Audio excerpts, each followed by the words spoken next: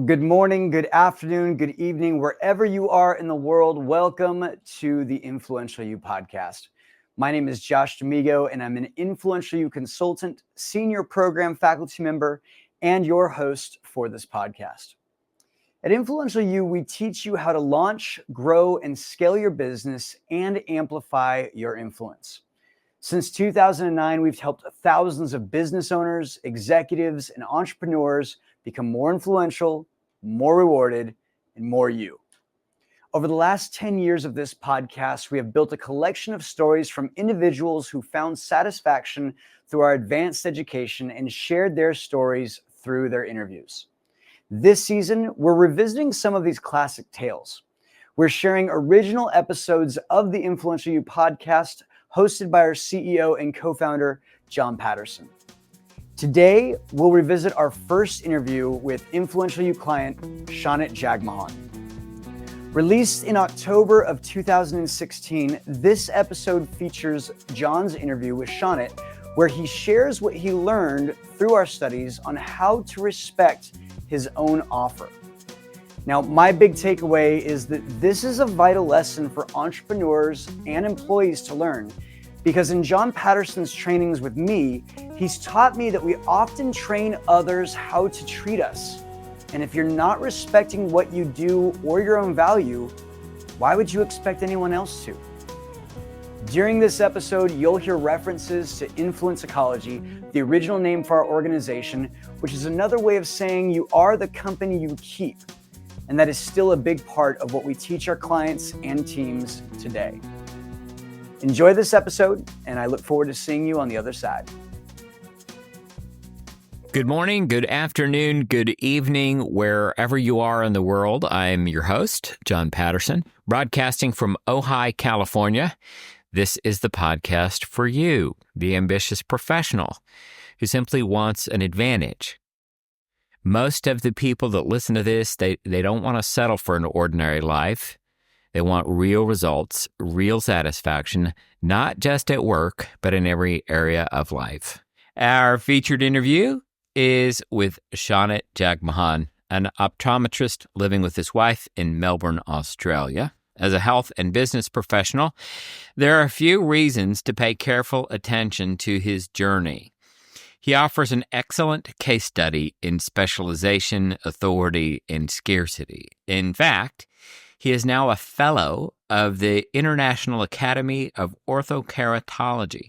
An orthokeratologist is someone who uses a kind of contact lens to help reshape the eyes. And as I think you say, I help fix your eyes while you sleep. Is that right? That's correct. All right. Shonit is one of the first of four to receive this fellowship in Australia, which makes him internationally recognized as possessing the highest level of knowledge, ethics, and patience and patient care with respect to the practice of orthokeratology. Now, I think this is a great part of your journey too. You said being someone who is usually a yes to everything, positive about everything turning out, and wanting to keep options opened, you learned to decline, and that you can now be known and revered for what you decline as well as what you accept. Later on, Vice President Drew Knowles is going to lead a conversation based on a quote from Kirkland Tibbles that's very relevant. He says, "If you don't respect your own offers, no one else will." It's a great lesson in the willingness to decline. I love that about your notes, Shonit. And with that, welcome to the podcast. Thank you, John. Thanks for having me. You are welcome. Well, I'm going to start out and just say, did I say all that right? Why don't you say your name and what you do so perhaps can get said correctly? John, you did fantastic. So my name is Shonit Jagmohan. I'm practicing in Melbourne, Victoria in Australia. And my area of, people come to see me about fixing their eyes while they sleep. It is a specialized contact lens. It's also been described as a mold that you put on the eye, you go to sleep, you wake up, you take it out, and then you can see for the next day to 2 days without needing any other vision aids, no other glasses or contacts. So it's as what most people say when they first hear about it. They think it's too good to be true, and that they haven't. Why haven't they heard of it sooner? Is there some sort of witch doctor voodoo magic that we're doing? But no, it's been studied, and research has been out for the good part of the last 50 years on our ability to do this with the human eye. So I'm very privileged to be able to provide this solution to my patients. That's wonderful. Well, is this a recent part of your specialization, or did you come into this quite early? When did that part of your journey begin? During university, we had one lecture on it. So in a 5-year degree, we had 1 to 2 hours about orthokeratology, or ortho-K for short. I knew very early on that I had passions with contact lenses, being able to provide vision solutions without glasses. Most optometrists in the class of 45 that were taken out of the whole of New Zealand, there was only about 4 or 5 of us that didn't have glasses. So most optometrists do need glasses or need contacts to see. So I was in a unique position where I knew what it was like to not need anything. So because of that, I'd always been interested in contact lenses, and then this ability to even reshape the eye, I thought was just phenomenal. Just could provide a whole different world for people. And so straight after university, it was definitely something that I was interested in. And when I went to I gained a scholarship during university, and I went to my first practice that did specialize in contact lenses. In that practice, they did have a limited amount of experience with ortho-K.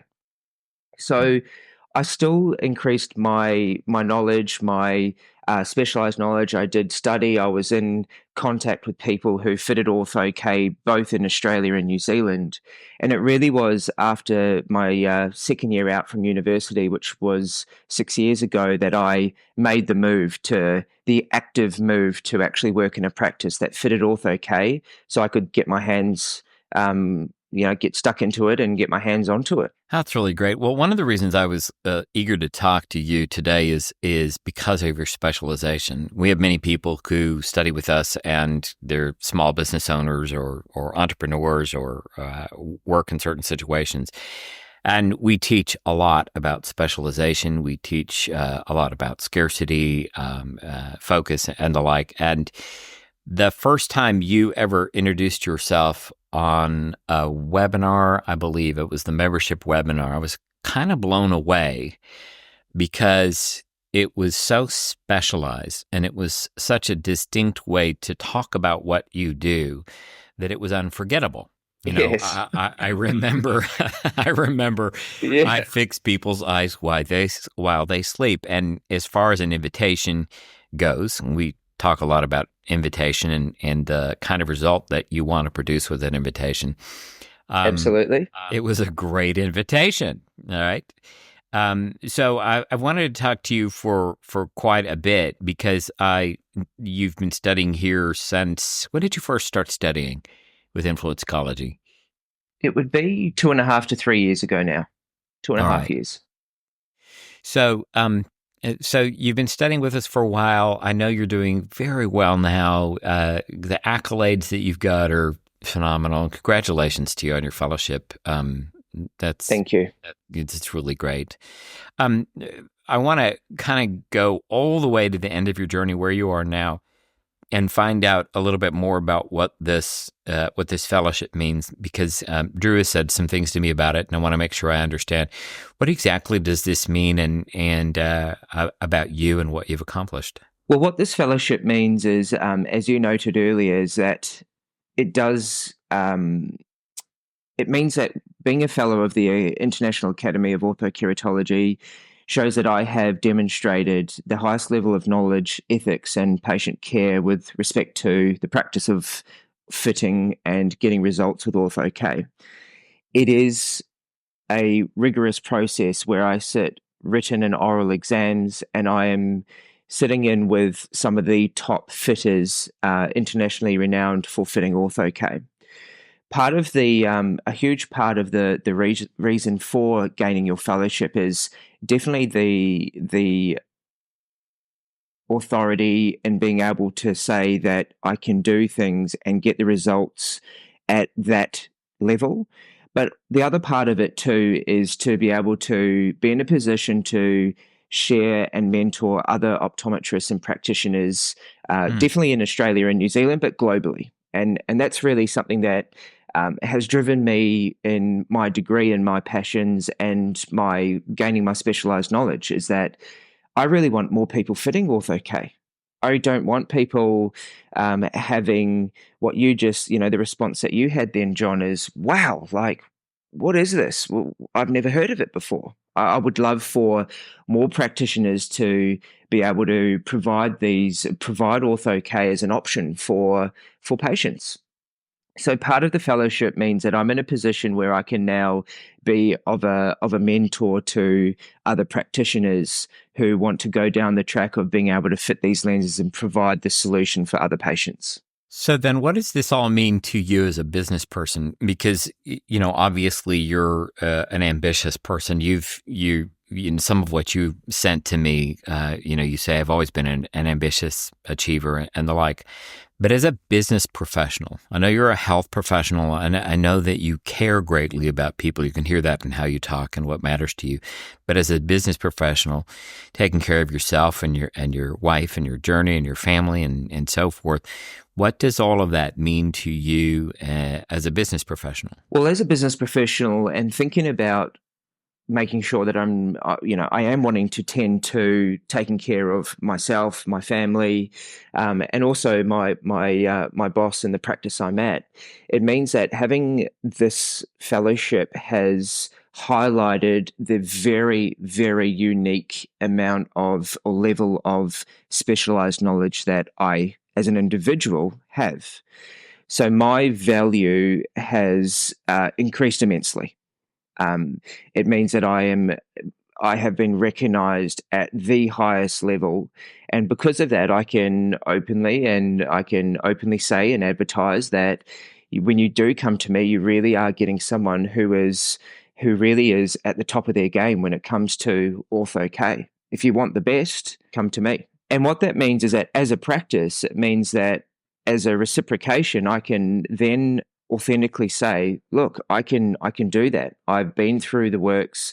I know where the boundaries are. I can get the results that a lot of people may not be able to get because they haven't got the experience.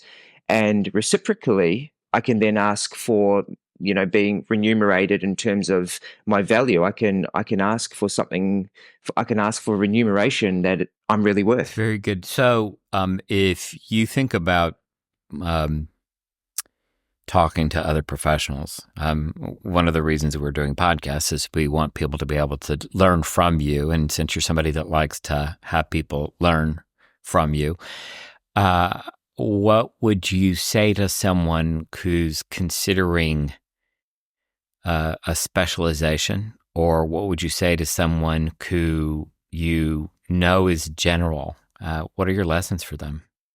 Well, my degree, optometry already in itself is a niche or a specialized industry. So in New Zealand, there is 450 to 500 optometrists. In Australia, there's 5,000. So in terms of an industry, it is still a very small industry.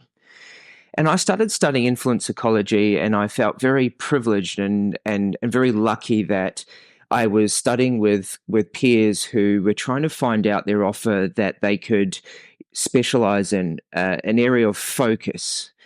And I thought to myself, well, I'm pretty lucky. I already have a focus. And the more study I did, the more I realized that even within my small industry of optometry, that I was still very general. I was still just another optometrist, someone who, what most people would say when they need help with their eyes, they go see them, and they're all the same, aren't they? They all do the same thing. Right. And so being able to apply that accurate thinking and studying, particularly around focusing my offer, focusing who I want to be in the market, what is it that I want to be known for? I love talking to colleagues about, okay, well, we always use the soft drink as, Coca-Cola, or can I have a Kleenex? People just know that it's a tissue. Well, when it comes to Ortho-K, when it comes to looking after the eyes, I want it to be Vision Camberwell or Shonit Jagmohan. I just want it to just be synonymous. Ortho-K is just synonymous with Vision Camberwell where I'm at. And what it meant is that I really started to have to think about, how do I get there? In an industry that I could say I'm already lucky enough to be specialized, how do I specialize even more? And does that mean that when I specialize, does that mean that I'm going to have to decline other areas of subspecialty within my own optometry field? And that may include, for example, kids vision. Kids vision is another subspecialty of optometry. And the way in which I used to talk to colleagues when I first started was, yeah, sure, I'm passionate about contact lenses, but man, I'm really good with kids, and I'd like to make a difference with kids, and I'm really good with eye diseases, and I'm really good with dry eyes, and I'd really love to be able to be fantastic with all of that stuff. Now, what the study has taught me is the confidence and the ability to really be okay with not being the best in kids vision, not being the best in those other areas, being able to say, okay, well, that's actually not in line with my focus of, I want to be known for contact lenses. I want to be known for Ortho-K. I want to be known for the guy that does this voodoo witch doctor stuff where I fix their vision while they sleep. Whoa, go see Shonit the witch doctor. Whatever he does, it works. I don't know how he does it. And what did you go through? Just as an aside, perhaps, but in being able to decide, well, I'm not going to do kids. I'm not going to do this or that. I'm going to focus on this witch doctor bit, in your words.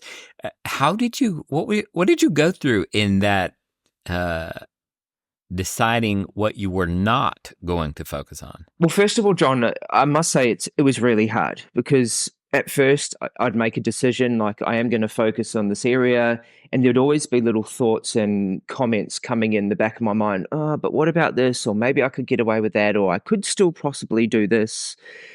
But as I started to constantly go back to thinking about, well, what is it that is going to fulfill me? What is it that I want? What is it that I want to be able to provide to patients? What do I want to be known for in the marketplace in terms of along with my peers and my colleagues? It was a matter of going back to what is it that I want to be known for, and what is going to fulfill my own passions? What is it going to fulfill my own needs? What is going to fulfill my own aims? That also included what kinds of practices that I could work at, what kinds of people I'd be dealing with all day, every day. So, for example, as much as I absolutely love making a difference to kids and younger adults, I really got clear that it is, for me as an individual, it's really draining. It's really draining seeing kids all day, every day. And I love that people are out there doing that. But I really was clear that as much as I can do it, and I could do it well, it's actually not how I wanted to see myself over the next 5, 10, 20 years. It was not something that was going to fulfill me in what I do in my everyday work. Let's just stop on that point for just a second, because what you're pointing to is the condition of life work, so what you're doing each day with your mind and your body. And many people don't stop to think about what I don't want to be doing. Correct. There are so many lessons we have from people who they say, oh, I want to do this, or I want to do that, or I want to be this, or I want to be that. And they rarely think about what it would look like to be doing that. And we have people who come back and say, wow, I realized if I did that, I'd spend my life on a plane, or I'd spend my life in hotels, or I'd be working all day, with my being dirty, or whatever it might be. So it's a great lesson in that. Is there anything else to underscore about your own personal journey in deciding what you didn't want to do? Well, just on top of that too, John, I think another thing was that it's almost like society saying that sort of stuff isn't correct. Even just then Hmm. saying that, well, I don't really want to. It's actually really draining to see kids every day, all day, and I actually don't want to do that. There's this, even just then when I saying that out loud, I had this kind of thing of, that's not really the right thing to say. That's not really that's not really ethical or fair or nice and all that. Not a In good terms of person. society, yeah, I'm a horrible person for saying that. And I think part of just going on to what you said is that a lot of what drives, or a lot of the thinking that you could almost say we don't do, is because we just accept the notion of, well, I just actually shouldn't think like that. Hmm. I just really shouldn't think, well, really, do I want to spend every day, all day with seeing people under 10? Well, actually, no. When I really think about it, it's not really what I want to be doing with myself every single day. Yeah, it's a very good lesson. I watch a lot of people struggle with the same kind of thing. There are all the kinds of things that we think we should be doing. Another aspect of it, Shonit, is there seems to be a notion that we should work really hard. That we should, if we're working hard, we're valuable people. So when someone looks at the condition of life work and says, okay, well, what do I don't want to do? What do I not want to be doing? How much do I want to work, or how little do I want to work? And if I'm looking at the puzzle called, all right, well, I only want to work 4 days a week. I want to work 35 hours a week. I want to make a lot of money. What's the solution to that puzzle? It sounds like you did a lot of reflecting personally on those different conditions, money, work, career, and so forth, and your aims. You got clear about your aims, and then you started to move in this direction. Anything else about the journey into this specialization and what you went through personally? One thing I'd like to also add is part of being able to so you did just mention there having to think accurately about my different conditions of life: work, money, career, health. And what having those clear aims, really spending time to actually be in an inquiry and think about really what those aims would be, and also be in a dialogue. I wasn't by myself. I did it with my study group. I did it with my partner. Really being in an open dialogue about what is it that I want, how do I want those conditions of life to be tended to. And when I could really start to get a clearer picture, it became a lot easier to decline those other avenues. And that has been something that has really stuck with me, is that when a right amount of thinking has been done about really what is it that I want, really what is it that my practice owner wants, really what is it that what we want for the business. When those aims are really clear, it became a lot easier to accept and decline the things that weren't going to be in line with fulfilling those aims.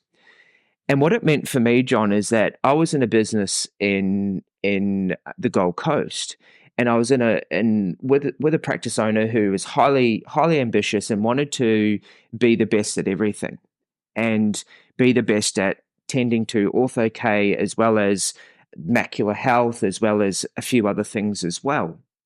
And we'd have conversations about creating the monthly budget. And the monthly budget ended up being, all right, with ortho K, let's do this, but then with the macular stuff, let's do this, and all of a sudden, I had all these aims for the practice for that month that were just unrealistic. And what I really saw was that it was part of this think positive, it'll all be okay. Let's make some really high goals and let's just aim for it. And even if we don't get there, we're still succeeding. And what I noticed is that it was just like a scatter effect. There was no focus. And so having done the thinking of what market identity I wanted to build for myself, and having done the thinking of what I wanted to provide for the practice, reciprocating, I was able to sit down with my boss and say, well, hey, look, this actually doesn't work because it's not focused. And these are the focus areas where all of a sudden there's some macular stuff or other stuff. I just have to decline those aims. Those goals for the month are, one, completely unfounded. They're not by fact. And two, I'm telling you right now that I'm not focusing on that because they're just unrealistic. And obviously I did it in a way in which I had evidence, and he really knew that I was there to help him, and I was there to kick some goals for his practice, and I already was. So I already had the evidence of, all right, Shonit does accurate thinking, but because I had already demonstrated what I'm capable of doing, I was able to, even then in a dialogue within my own company, with my own colleagues, I was able to decline these other areas that were unfocused, unfounded, unrealistic, and also not in line with the momentum and the focus that me as a individual and also us as a business had already started to build. This is very good. It's one of my favorite parts of the notes that you sent. You wrote down one of the lessons that we teach here, which is that you are known more for what you decline than what you accept. And we talk often about authority. We talk often about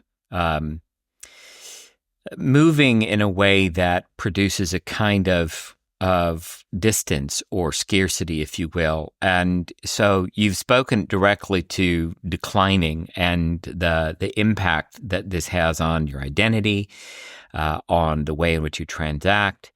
And I was wondering, first of all, if you had anything to say about that generally, because it's so good and you just talked a little bit about it. But I also want to find out what that was like for you as a performer. You identify as a performer personality. That's one of the personalities that we teach. And a performer is a particular kind of, they demonstrate a kind of transactional behavior where declining is not easy. And so those two things, I know that was a lot, but a little bit more about your journey and how it impacted your authority. And then what was it like for you personally as a performer declining? Look, in terms of talking generally, one of the things that I've gotten out of declining is it really is something that is just not normal to do in this day and age. We will be right back with the rest of Shonit's story. But first, a reminder that the Influential You podcast is brought to you by Thrive. Thrive is Influential You's self-guided training. Thrive is a professional self-development program that allows you to learn at your own pace. Our Thrive members enjoy weekly live e-coaching sessions and an ever-expanding library of exclusive video lessons taught by our faculty, consultants, and industry experts. You can sign up today and use this promo code 30days to get a Thrive self-guided training subscription for free for the first 30 days. Once again, that's coupon code 30DAYS. For links or to find out more, you can click the link on the show notes for this podcast, or in the US or Canada, you can text the word Thrive to 805-262-9008, and we'll send you the registration link right to your mobile phone. Again, text the word Thrive to 805-262-9008. You can cancel at any time. Now, back to the interview. It's just, you just don't do it. People don't decline. People in society, when you're having conversations, when people make assertions, when they make statements, when they are telling their opinion about something or how something should be or shouldn't be or what could have happened if X, Y, Z, or any of those types of statements and assertions, it's just not normal for us as a society, as human beings, to just kind of go, well, no, I decline. That's unfounded. That's just not even coming from facts, and I just don't accept. And there's also this notion of, in society, and John, I'm almost getting on my soapbox here with this. Please, I love soapbox. Gasoline all over it. Is that when you do decline, when you're in an interaction and transaction with someone and you do decline, it's always the onus of the person who's declining to justify why. So it's almost like you can go around and do and say whatever you want, but as soon as someone declines it, the person that declines it or doesn't accept it has to justify why. And it's a fascinating sort of normality that I find myself in. I'm dealing with 20 plus people a day in terms of consulting, and often a lot of them are brand new, meeting me for the first time or being referred to me. And so there is always a constant interaction and exchange of ideas and thoughts. And I'm very open to my consultations are very two-way. As a performer, I love, I tell people I have the best job in the world. I spend all day talking to people and helping them out. But part of that is there are times where I really, with my authority, with my knowledge, with my experiences, quite black and white, I actually just have to decline what people say to me. People Google, they read things and get advice or find advice online and blogs in all sorts of areas. I think that's quite.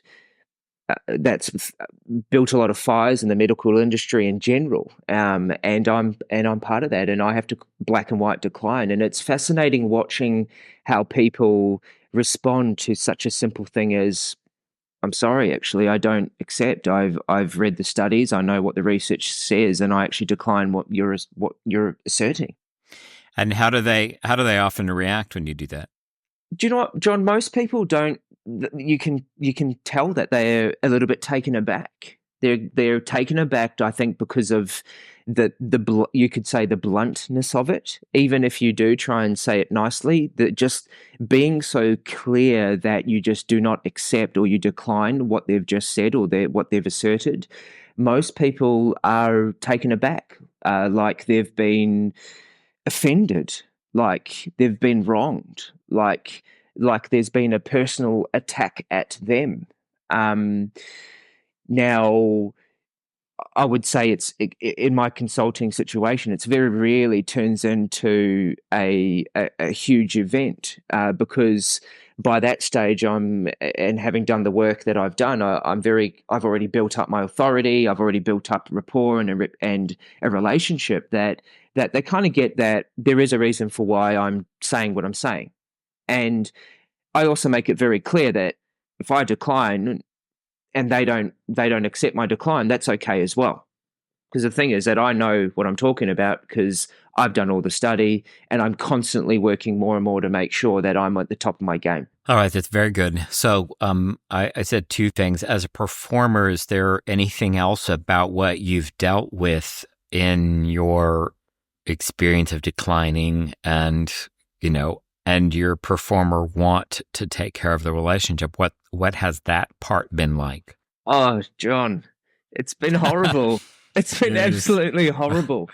And it still is difficult. So for me, why don't you say a little bit about performer for just a second and what we mean by that for our audience? Sure. So being relating to a performer personality, I am someone who my main area of strength and my main goal is to always create relationships and keep relationships with people. I am a people person. I love people. I love talking to them. I like listening to them. I like being with them. And the thing that I get most satisfaction out naturally, biologically, is maintaining that relationship with people.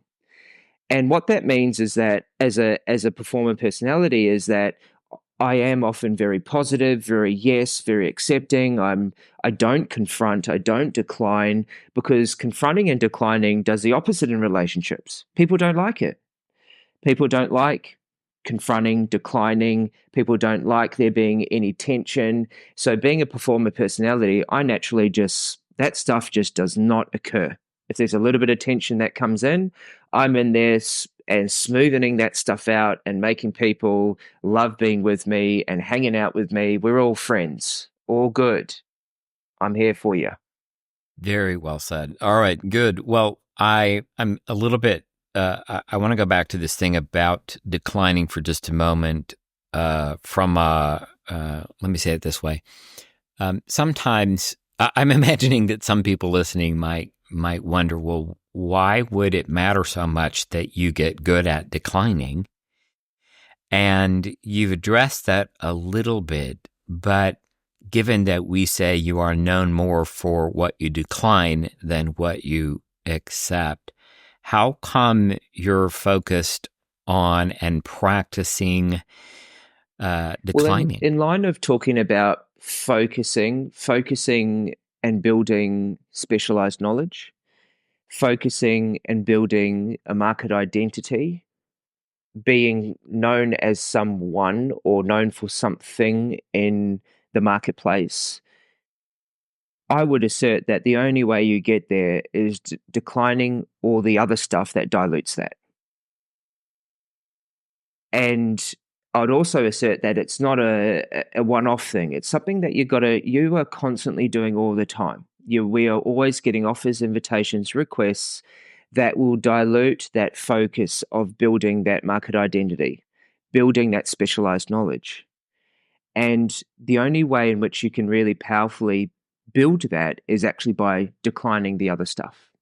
And the only way in which you can be better and better at seeing those things and declining it more efficiently and quickly and without it turning into, your worst nightmare is by practicing it, deliberately practicing it on the small things so that the bigger things get easier.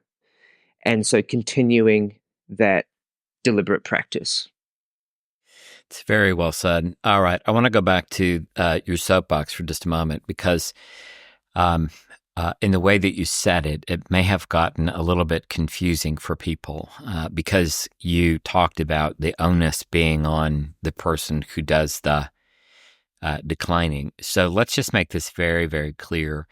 So what you're saying is that often is the case that when you decline something, you decline someone, if someone presents something as a fact or somebody presents a judgment and you decline, it seems as if the onus is often on you to back up why you decline, as opposed to putting the onus on the person presenting the judgment, presenting what they think to be true and saying something back to them like, well, I don't accept. What is your evidence for that statement? Is that what you're saying? That's exactly what I was saying, John. Absolutely. And so let's talk a little bit about this, the way that it is. And I think this is very good because you point to what we call the current. In other podcasts, we've talked a lot about the current and what we mean by the current. So the current is sort of the narrative that sweeps through the land. It doesn't necessarily care for truth or fact, but oftentimes people will say something, and we will sit there. We won't say anything. We'll let it go by. And on this notion, so you soapboxed a bit about that. Is there anything you'd like to say about why you think it is the way it is now? And let's start there.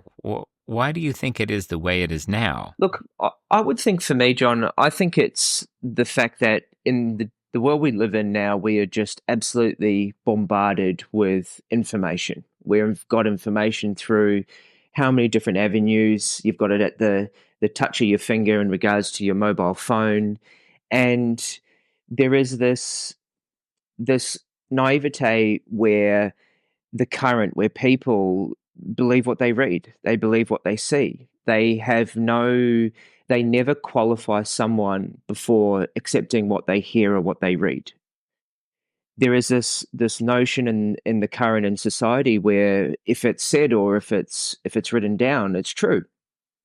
And I think in recent history, even in the last couple of decades, that if you were to question that, and this is even on sort of larger scales with government and health and policy, I think the people that often question those things are the people that are seen as not conforming, not consistent, not good. They must be bad because they're kind of questioning why they're questioning. And it's almost become just accepted that what you read and what you hear is must be true. And if you're questioning it, then there's something not quite right about you. You're skeptical. You must live at home and put tinfoil on your head because you don't want the government to, read your brain. It really is normal now for that questioning to be not good, and I think that's because of the consequences and the consequences of those in the past who have stood up and who have actually questioned other people and other larger, governments and things like that, and in terms of what kind of media coverage and what kind of slandering and what kind of light that they are seen as, and it stops people from doing it in everyday life. Today, I offer a talk by Vice President Drew Knowles on the subject of declines. It's a great follow-up to the authority we just touched on in the interview with Shonit. This is an excerpt from the Fundamentals of Transaction program, which is a 6-month program that helps people study and practice transactional competence, much of what we've been talking about today. And in this talk, he leads a conversation based on a quote from Kirkland Tibbles, and the quote is, "If you don't respect your own offers, no one else will." It's a great lesson in the willingness to decline. You're always transacting. You sitting in your chair, walking around your office, whatever you're doing on this session, you're transacting right now. And you're doing that to satisfy all of your conditions of life. And so is everyone else. Every other human being you bump up against out there in your life, they're also transacting for all of their conditions of life to live a satisfied life. The topic we want to get into today is, are you somebody who is willing to decline? One of the questions you may be asking yourself after the session and starting to look and explore and examine throughout all different areas of your life, how willing are you to decline? And when do you decline? Why do you decline? One of the things that you'll see throughout this program is we're going to do a lot of work on your aims. Your aims are so important. They're so important in every condition of life that you have. You're going to focus on work. You're going to focus on career, money, and health, and some other areas. When your aims are clear, you are much more willing and able to decline. To decline what? Any opportunity to occupy your mind or body in any way that comes across your screen. Ambitious adults, those who are in this program, those who are listening who are in our advanced programs, you can relate to this, are inundated by invitations, offers, all sorts of requests from other people in all different conditions of life. When you stay present to your aims, when your aims guide you in each of your conditions, and you're informed by the commitments you already have, the promises you already have, the obligations, the things that are already in place, this is going to be, these aims and these commitments, promises, and obligations you have are going to be your greatest guide for what invitations, offers, and requests will or will not offer you the best use of your time, energy, talent, and concerns.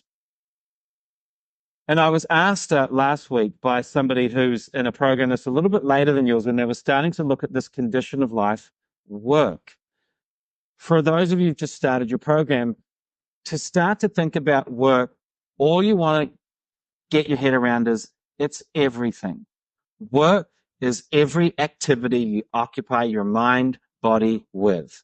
It's all the things you're doing. It's walking the dog, it's hanging out with your spouse, it's sitting in the office typing.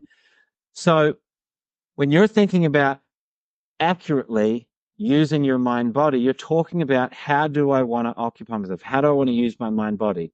And that's where declining is so powerful and so useful. You are defined, you are defined as much, if not more, by what you decline, by what you're willing to decline, as you are by what you accept. And some of you are people who just accept too many things.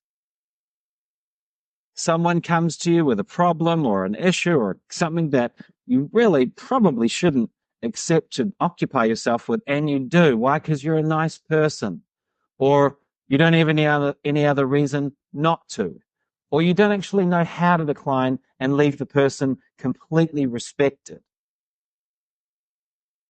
One of the things that Kirkland Tibbles at some point said, which, John, I love as a quote here, is that if you don't respect your own offer, no one else will. And that could be your own offer in your business, where some of you aren't willing to decline somebody's business and you'll take any customer, any client just because, well, can't turn them away. I should take the money or whatever reason, or I should just help them out. And then they end up being really high cost and they dilute your business offer.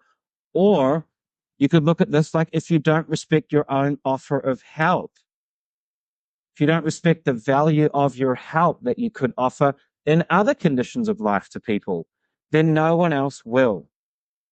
And you'll continue to get people asking you to do things and accept things that are probably outside the scope of what you should.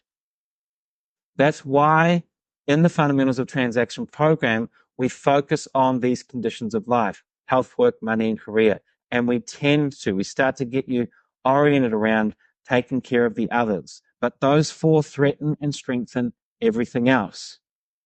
And often there's competing commitments and things you're having to deal with whether or not you decline.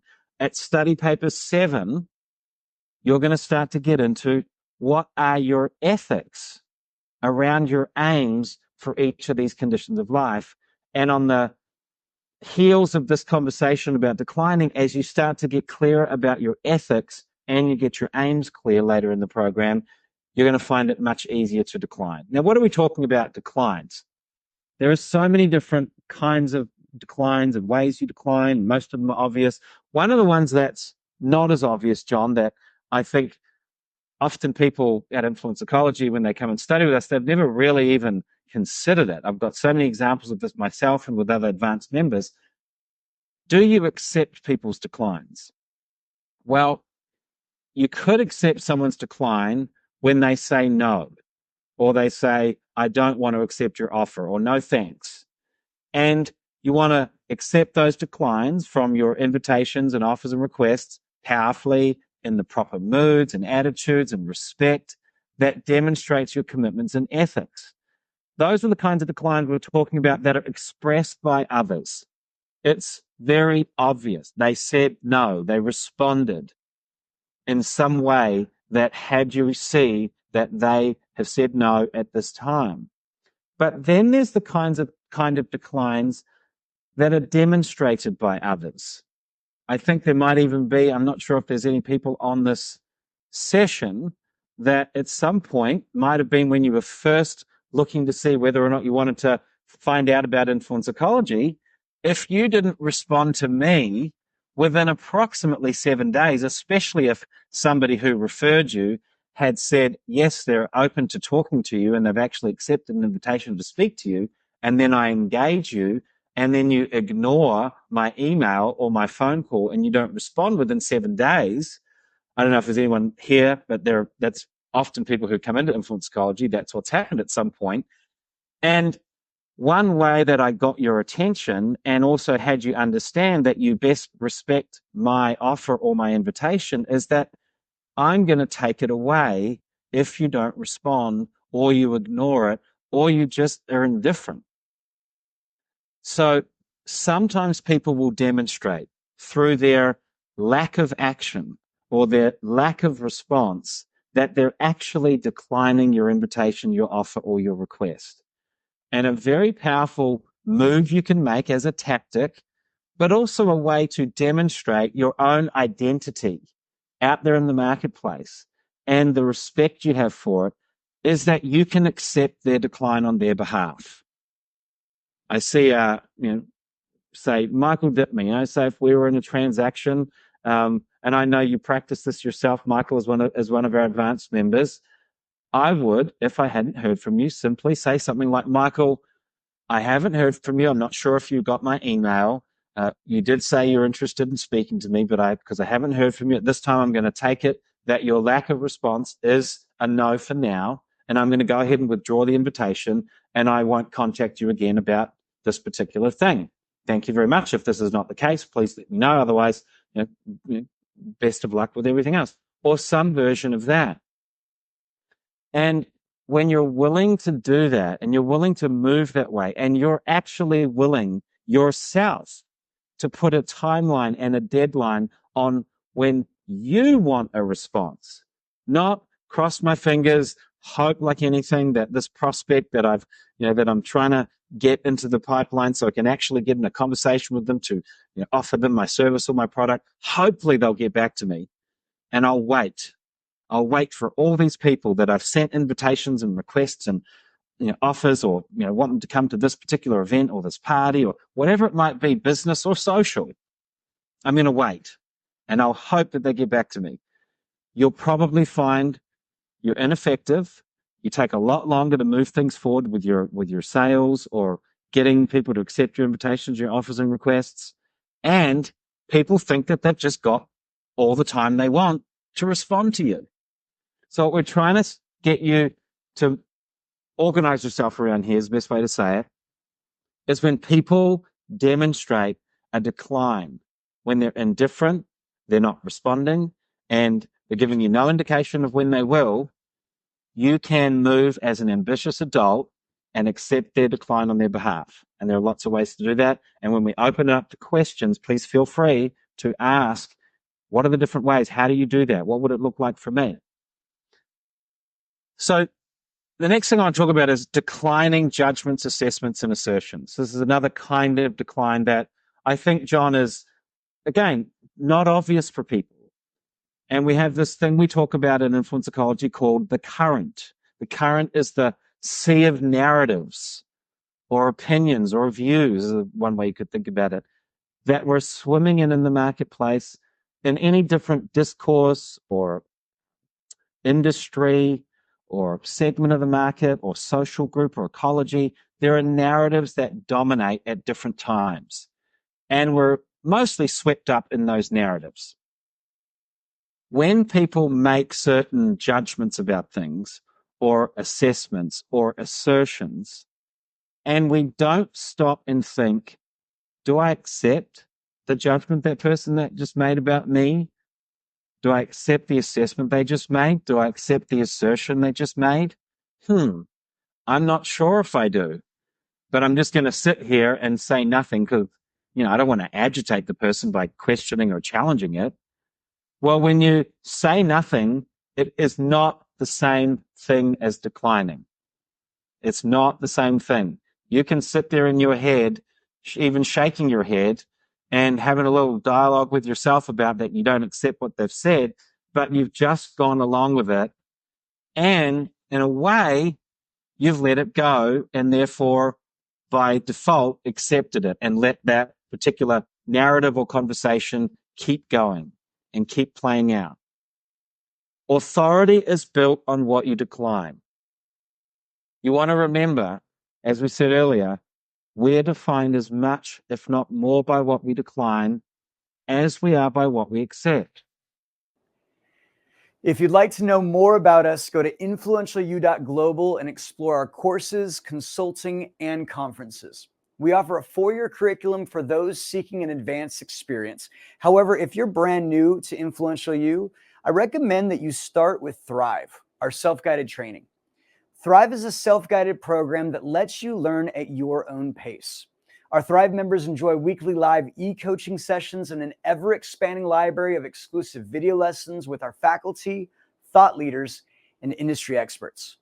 You'll get proven proprietary tools to accurately assess your career and develop a realistic strategy to achieve your aims faster. Your membership also includes chat access to faculty plus discounts to our transformative conferences. Sign up today and use promo code 30days for a free 30-day test drive of Influential You's Thrive program. That code, 30DAYS, and you may cancel at any time. Thank you for listening today. You'll find new episodes on our website, Facebook, LinkedIn, and YouTube, so you may easily share this episode with others. You can also subscribe on iTunes, Stitcher, or any place that you get quality podcasts. Next week on the Influential You podcast, we have Joe and Joni Rocco, owners of Artistic Floors by Design, and Joni is a dear friend and a previous faculty member at Influential You.